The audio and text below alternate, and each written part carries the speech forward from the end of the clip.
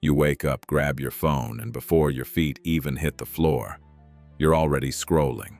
Perfect faces, perfect lives, perfect everything.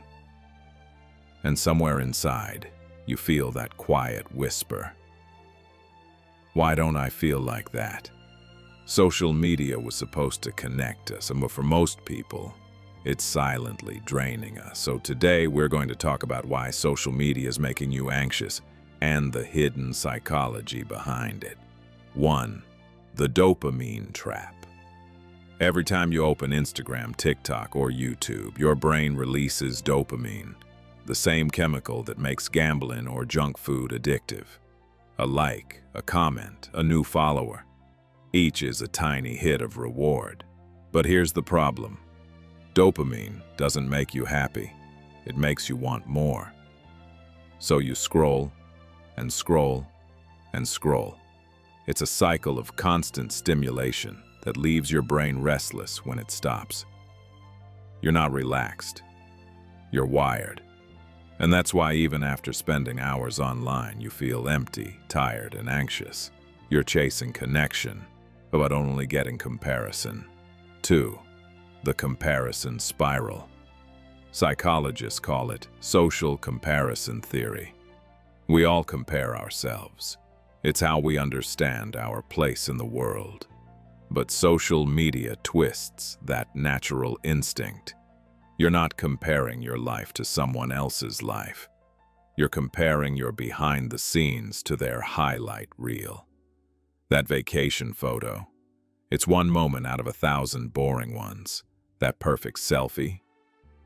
It took 20 retakes and 3 filters, but your brain doesn't care. It just sees better.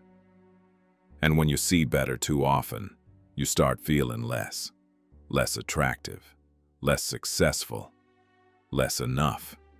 That's not just low confidence. That's anxiety in disguise. 3. The fear of missing out, FOMO.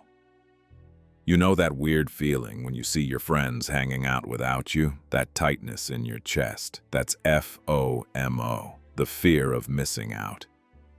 Social media amplifies it by showing you everything you weren't part of. You could be at home relaxing, but your brain whispers, they're out there living and you're not. And so instead of resting, you stay online, hoping not to miss a thing. But ironically, you end up missing your own life. FOMO keeps you constantly alert, as if you're in danger of being forgotten. Your nervous system doesn't know it's just a post. It reacts like a threat. That's why your heart races and your mind won't slow down. 4. The illusion of connection. Here's the cruel twist. Social media makes you feel connected while quietly deepening your loneliness. You might have 5,000 followers, but how many of them really know you?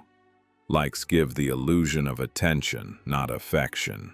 Comments give validation, not intimacy.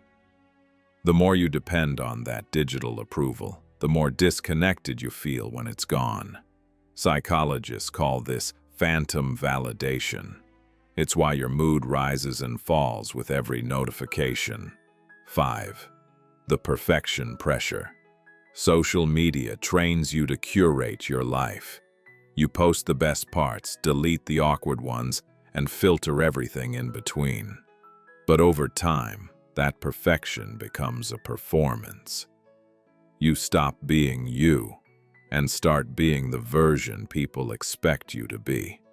And when reality doesn't match that version, you feel fake, like an imposter in your own life. That disconnect between who you are and who you pretend to be creates internal tension. That's not just insecurity. That's chronic anxiety. Social media isn't evil. It's just powerful. And like all powerful things, it depends on how you use it.